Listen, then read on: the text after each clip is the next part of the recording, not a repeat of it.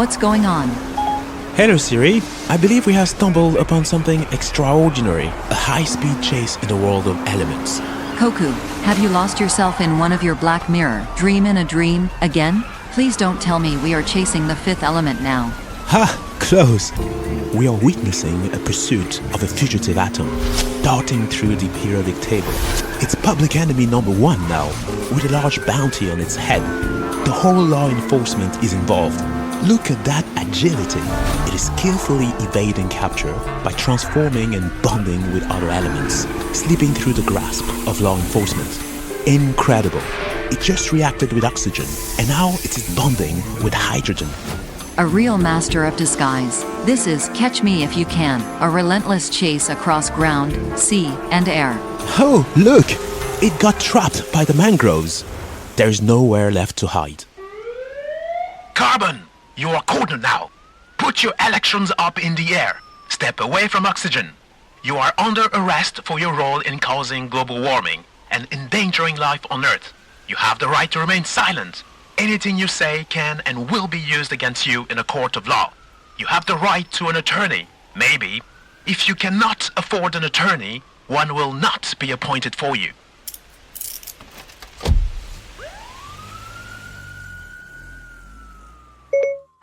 Carbon, the fugitive. Why such an atom hunt against one of the universe's building blocks? You, humans, seem determined to decarbonize everything. Well, that's what we are here to investigate. Exciting. I wonder what price bounty hunters would demand to capture and seize outlaws such as Carbon.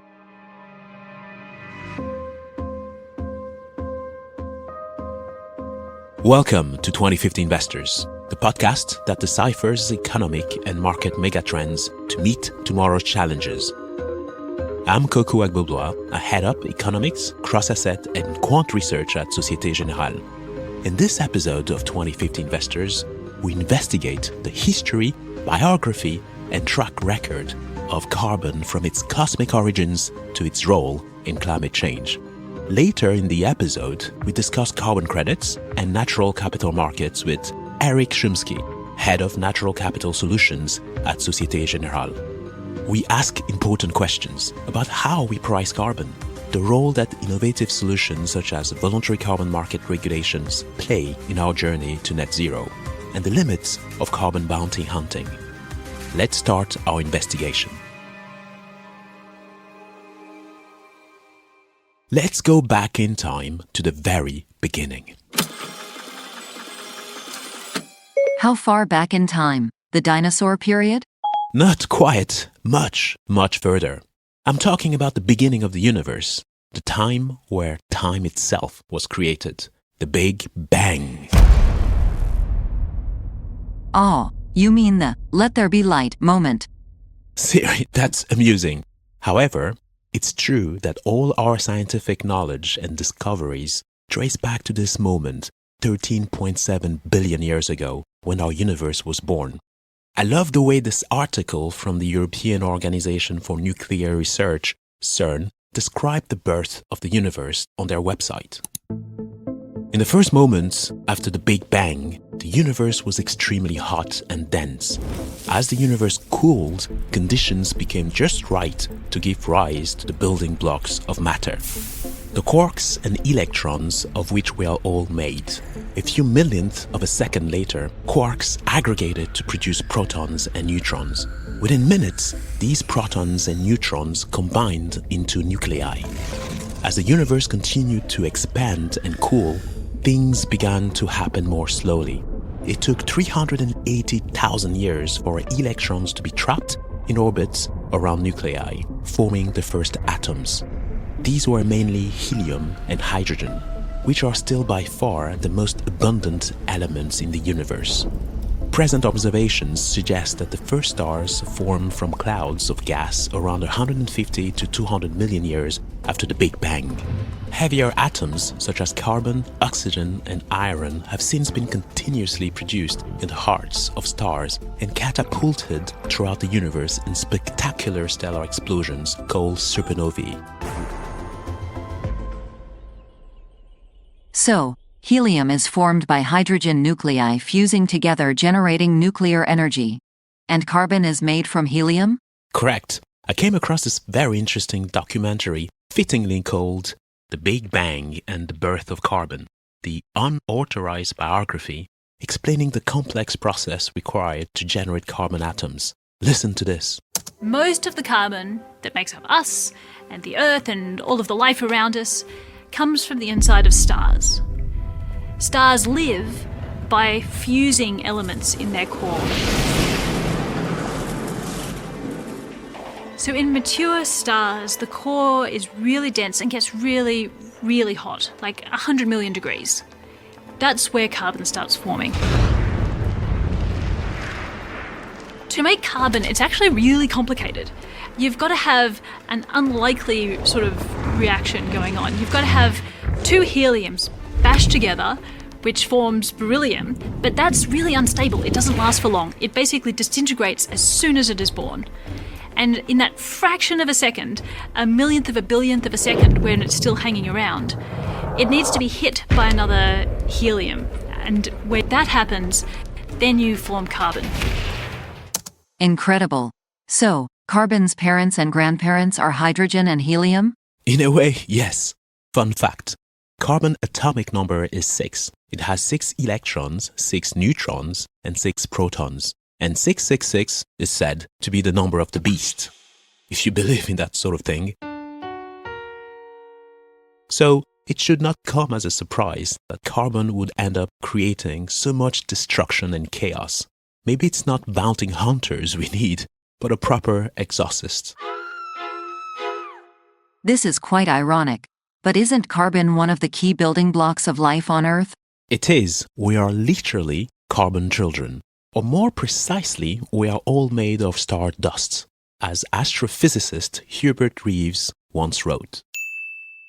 According to an article on newscientist.com, the most common elements in the universe are hydrogen, helium, oxygen, and carbon. 3 of these atoms, oxygen, hydrogen, and carbon, together with nitrogen, make up 99% of the atoms in the human body.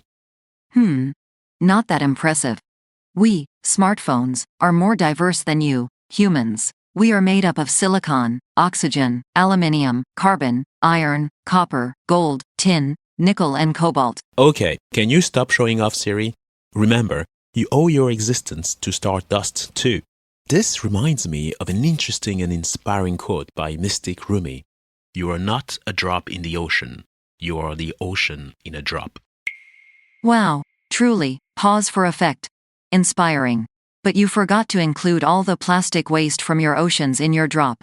Touché. The bottom line is this. Without carbon, there would be no life on Earth.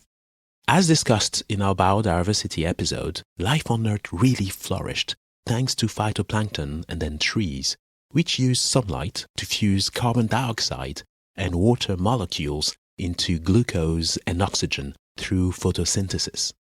Here's what this article from the worldwidelife.org says about the evolution of our atmosphere.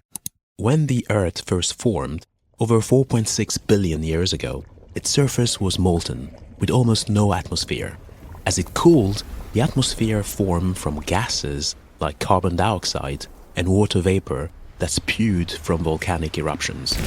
The water vapor eventually condensed to form Earth's oceans. Carbon dioxide began dissolving into shallow seas and allowed cyanobacteria, blue-green algae, to perform oxygen-emitting photosynthesis. Over time, tiny photosynthetic organisms produce enough oxygen to react with the methane in the atmosphere. Eventually, the methane haze cleared. The mix of gases that support the kinds of life forms on our planet today developed, and the sky became blue. So it is interesting to note that carbon dioxide only represents 0.04% of Earth's atmosphere today, thanks to the role of oceans in carbon sequestration over billions of years. Indeed, CO2 concentration reached 2,000 parts per million, or ppm, 500 million years ago. While 400 ppm, or 0.04%, looks relatively low today, it is double the average level seen on Earth over the past 20 million years, according to Earth.org. And to reach 1.5 degrees and 2 degrees global warming relative to the pre-industrial era, CO2 concentration needs to be above 507 and 618 ppm respectively. At the current rate of progress, we'll be there in a little more than a decade. This Met Office article goes further by explaining the importance of carbon. Life is sustained by the carbon cycle. This process traces the path of carbon through different reservoirs on Earth, and the element is constantly moving. Reservoirs effectively store carbon and include our atmosphere, the ocean, plants, and humans. Carbon plays a crucial role in maintaining the stability of Earth's atmosphere. The carbon cycle balances carbon levels, meaning that the amount of carbon naturally released from reservoirs equals the amount of carbon naturally stored in reservoirs. Maintaining this balance allows the planet to remain hospitable for life. Since the industrial age, human activity has taken carbon out of the ground and burnt it, adding more heat-trapping carbon to the atmosphere. This has led to the climate crisis and global warming. And we go back full circle, the frog in boiling water. Or to put it bluntly, stardusts, desperately looking to turn themselves into star ashes. Ha ha ha, you're such a comic, Siri. Carbon is the element that cuddled our planet into a cradle for life. If it weren't for this greenhouse effect, Earth's ocean would be frozen solid and pretty much be an ice ball. But to quote South African author Mokokoma Mokonoana, too much of a good thing is bad. Too much of a bad thing is bad too. So too much must be bad.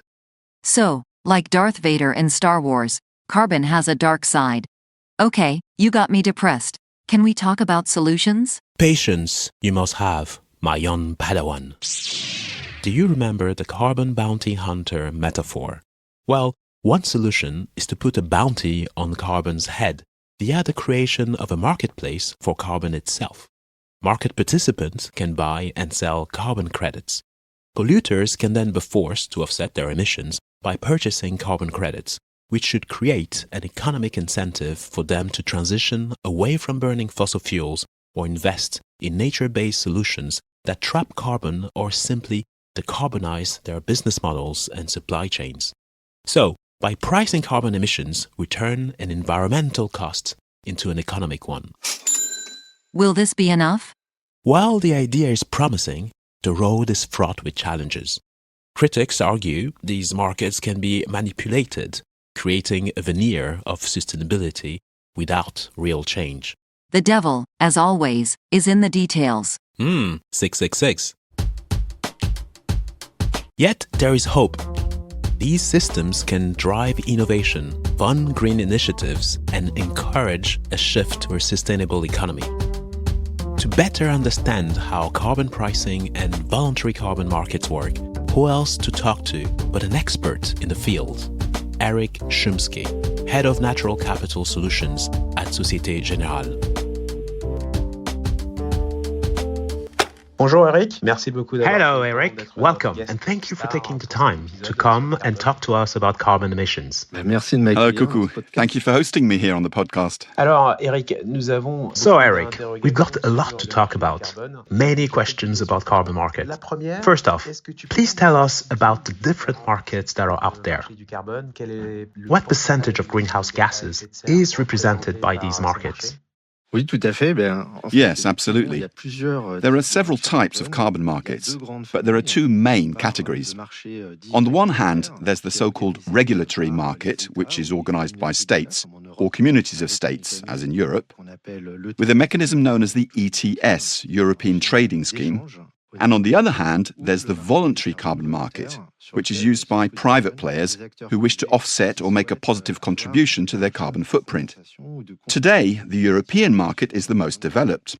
The European market is the largest, accounting for 90% of the global market, but this covers only 25% of global emissions. That's a good start as far as coverage goes, because when you think about it, those markets cover a lot of carbon. Consider the 54 billion tons of carbon, an astronomical amount of CO2 emitted by fossil fuels. The road ahead is long. My second question pertains to pricing. What formula is used to determine the price, or how is the price fixed, or the market price is then set? I've seen studies that say $50 to $100 per ton, and then up to $2,000 or even $3,000 a ton. Alors, de la même façon que Well, just as there are many different carbon markets, there are several ways to determine the price. Si on revient sur Take the regulated market. Most often, we're looking at le marché quotas. réglementaire, souvent, In other words, governments will allocate a certain number of quotas to each company in the sectors concerned by these markets. It's not all sectors. The list is updated regularly. This year, the seaborne shipping industry has been included in the European market. Every year, the allotted quota will be reduced, and companies can buy or sell their carbon credits as need be. The built-in gradual reduction in allotted carbon credits will create scarcity and price pressure. Today, carbon is priced at €100 per tonne on the ETS. On the private voluntary market, the price and market mechanisms vary tremendously. The private markets vary wildly from $1 per tonne to several thousand per tonne for the technology sector. Everything depends on the appetite of the end buyers and the quality and benefits that carbon credits can generate. Some companies promote reducing their carbon footprint as a way of creating a better society, environmental stewardship, and promoting biodiversity. In this case, they're willing to invest in projects that place a high price on carbon credits, and these projects tend to generate the highest prices. I'm interested in your opinion on placing a carbon tax on goods and services. Obviously, the goal here is to change consumer behavior and habits, but the risk of implementing a carbon taxing scheme means that many small and mid-sized businesses will be in peril, unable to pay for increased production costs. Do you see any other unintended consequences? It's true that carbon taxing will increase production costs for many products, but that is the goal of the tax, to encourage a change in production methods.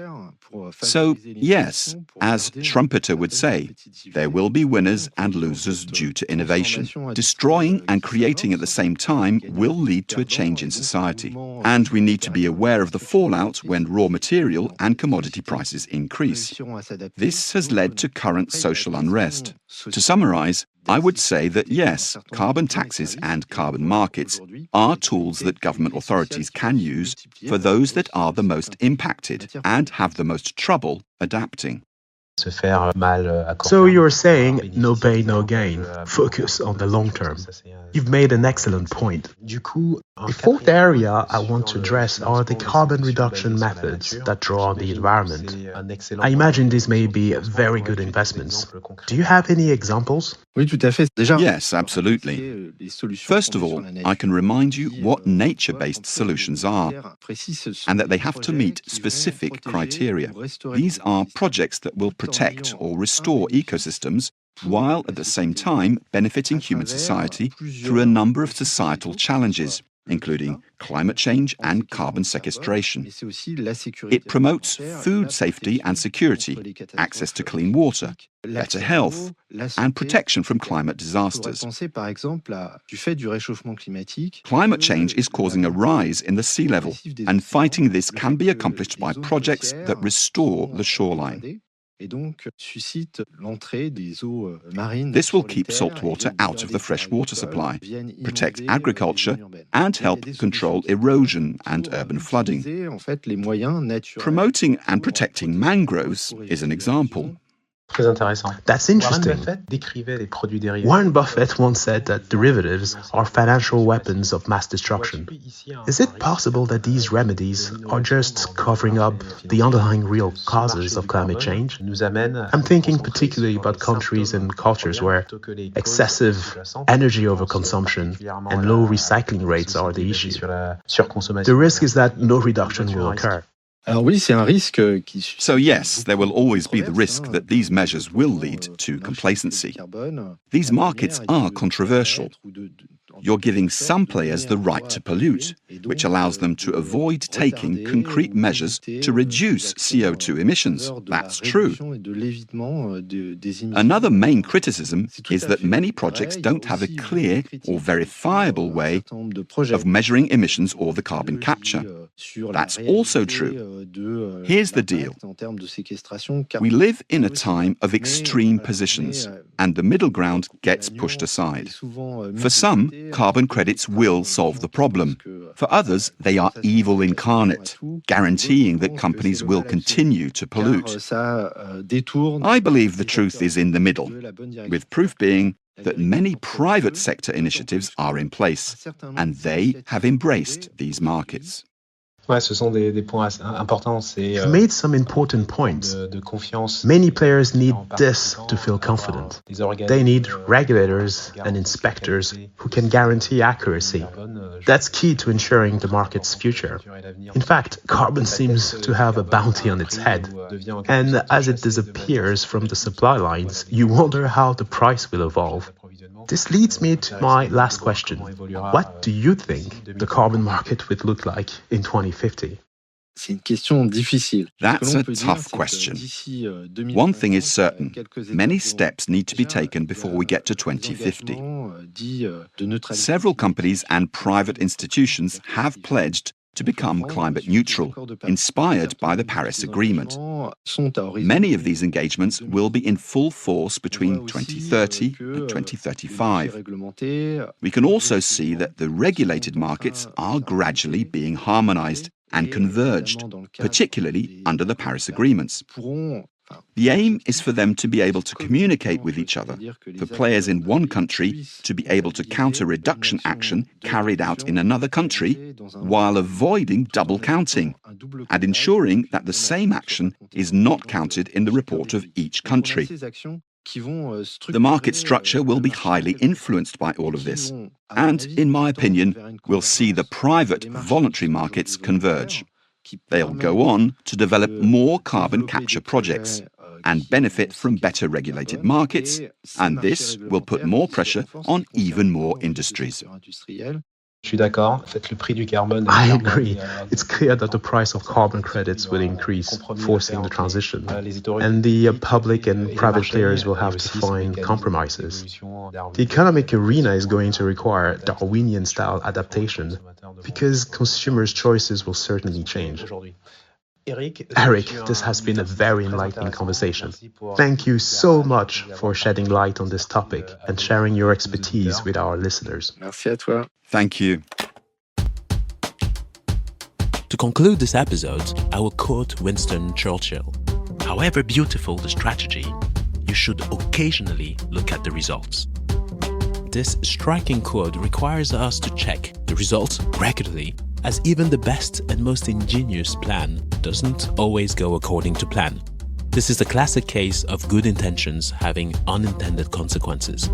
We should therefore strive for real-world impact, rather than solely relying on financial innovation. They are necessary but not sufficient. Wait, what? Breaking news. Carbon has just escaped from prison, and the bounty has doubled. Let's go! Who you gonna call? Carbon busters?